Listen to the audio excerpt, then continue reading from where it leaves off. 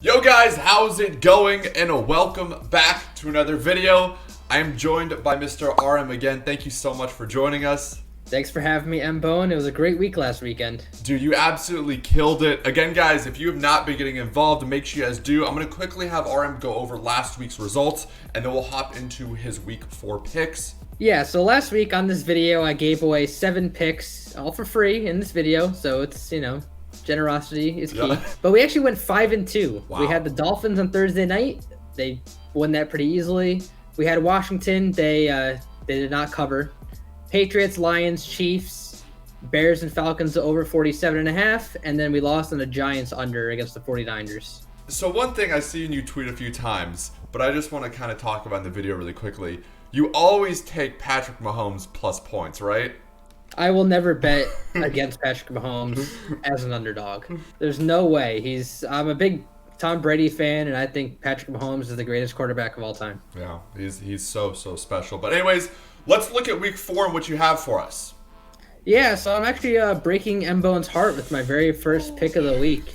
I only have one bet, well, I guess 2 bets on the 1 p.m. slate. Okay. So most of my bets are going to be on the afternoon and in the primetime games. Perfect. But my first pick is actually going to be the Colts, -2.5 against M-Bone's Chicago Bears. How do you feel about that, M-Bone? I mean, I understand. I don't blame you. The fact that we're 3-0 right now doesn't make any sense, and we've gotten very lucky. We also haven't really played anyone. I'm going to be honest with you, I haven't really seen the Colts play. I know they beat the Vikings. I believe they beat the Jets last week, correct? So talk to me about the Colts.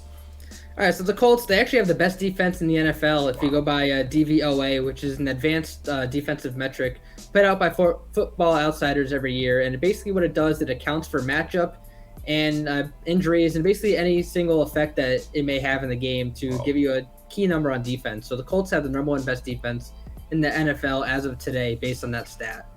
I just want to talk about this Bears team. They're 3-0. But let's take a look at their 3 wins. They had a fourth quarter comeback against the Lions, who are just an average team.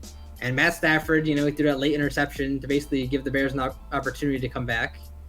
They barely beat the New York Giants after Barkley went down with a ACL injury, and New York basically had to change their entire strategy.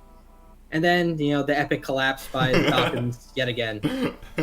So I'm not buying into this Bears team. I've already had some feedback on Twitter about this pick since I did release it early. A lot of people are not going to be on the Colts, and that's fine. That gives me more of a reason to want to pick the Colts. And then the over 44.5, I'm also going to be on this game just because I think the Colts kind of run away with this, and the Bears get some points in garbage time. So my question, does Nick Foles starting, does that have any factor in this or no? Not much factor for me, no. Okay. I consider Nick Foles almost equal to Mitchell Trubisky. Okay. All right, well, the beautiful thing about sports is we'll see what happens on Sunday. Okay, so moving on to your next pick.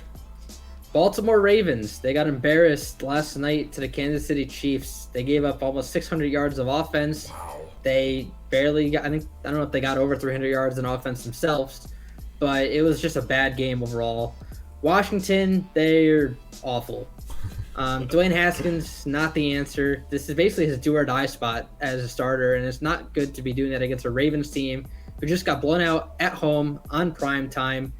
Washington's without Chase Young, who is number 2 pick in the draft. He's probably the best defender on the whole team. They're just injured all around. And the Ravens are going to have their way. I could see them, putting 40 points in this spot and just blowing them out. Yeah, I like it. Next pick is another one that's kind of off the board for me, but I think the Oakland Raiders win this game outright. So we're going to take the Raiders +3 and the money line at +135 odds. Yeah, I like to do this a lot as the season goes on. I'll have the underdog spread and the money line spread so we can get the double win when it happens. And it already happened to us a few times earlier in the year. I just didn't bet the money line with it. So this is the game where you're going to have 2 separate bets, correct? Correct, yeah. Okay. There's going to be 2 different bets. I'm going to put a unit on the +3 and a unit on the money line. Okay, awesome. And the reason for this is the Bills, they just won a really tough game against the Rams. They blew a 28-3 lead, but they did get the win. They have to fly across country, and a lot of the public is going to look at this line and be like, wow, the Bills, the 3-0 Bills are only -3 against the Raiders, and the Raiders just got destroyed by the Patriots last week. They really didn't play as bad as the score showed in New England. The Patriots' defensive scheme is, one of the best in the league. Totally. Bill Belichick is very tough to beat, especially at home. And I actually have a trend from my little booklet on this one. The Bills are 0-22 against the spread on grass off a home game in which they scored fewer than 40 points when their opponent has averaged at least 29 rushes per game and at least 3.25 yards per rushing attempt. Huh. Now that's a mouthful. Yeah. But basically what it's saying is they struggle against teams who run a lot after a home game where they didn't score a lot of points. Josh Jacobs, they run a lot with him. I think he's going to have a really good game in this one. And they're actually 1-21 straight up in this spot as well. So we're going to take the money line and the +3. Now we're going to go over to primetime, right? The Eagles on the primetime game. Ooh, yeah.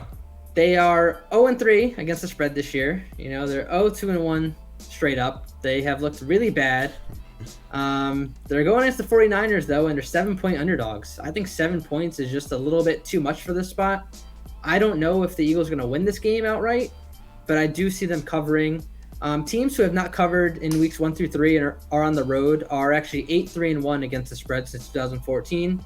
And then another trend for my booklet on the 49ers, home teams that won more than 10 games last year are 4-22 against the spread off a win as a favorite when they averaged more than 23 points per game on the season.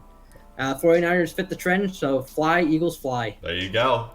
I hate the Eagles, but, you got to do what you got to do. Exactly. And last pick, Monday Night Football yet again. It's always fun to pick the primetime games. We're going to go Packers -7. Aaron Rodgers on primetime, he's a lot of fun to watch. The Falcons, they have looked awful. What do you think of all these, implosions by the Falcons, Zembone? I just, at first I thought it was kind of funny, but, just as a fan of a sport and, knowing how much your team means to you, I feel for Falcons fans. I spent a little bit of time on the Falcons Reddit page after the Bears game and just, let's just say it was not a pretty sight. So like you said, this Falcons team, I don't know where they could possibly be at mentally, but I like the pick.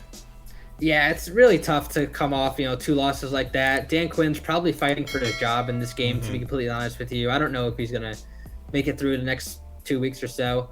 They're probably going to be without Russell Gage, potentially Julio Jones. They're one of the pass-heaviest teams in the NFL, and you're depleting their weapons. And their defense has just been absolutely awful. Yeah. And going into Lambeau on primetime, Aaron Rodgers, he's going to want to put on a show, especially after what Patrick Mahomes did last week. And I just don't see an avenue where the Packers really just get stopped at offense at all.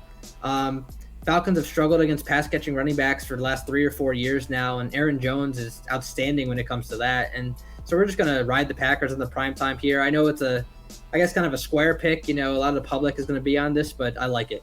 I like it too. Guys, again, I'm sure RM will have some more picks throughout the week, so make sure you guys do check out his Twitter. That's where he posts. Also, make sure you guys do check out his website. That will be linked down below. Thank you again for joining us. Is there anything else you'd like to say? I also just want to point out that we almost swept the board on college football on Saturday. No, dude, I'm going to be honest with you. I didn't get involved until the last 2 picks. I just totally blanked. And before I knew, living in the West Coast, football starts at 9 a.m. College football can start as early as 9 a.m. So it wasn't until I got home at 2 o'clock and I realized your picks were killing it. And I was like, I got to get involved now. So, yeah, what would you like to say? Dude, that's crazy. You're killing in college football as well. Yeah, college football and NFL have been neck and neck this year. I'm hitting just around 60% on both of them, and 60% is outstanding when it comes to sports betting. So guys, go check him out. Keep it up. Again, all that stuff will be on his Twitter, so make sure you do check out his Twitter. They're all free plays. Thank you again for joining us. I appreciate you. Make sure you guys do drop a like. Please make sure you guys drop a subscription. And until next time, we'll talk to you guys soon. Peace.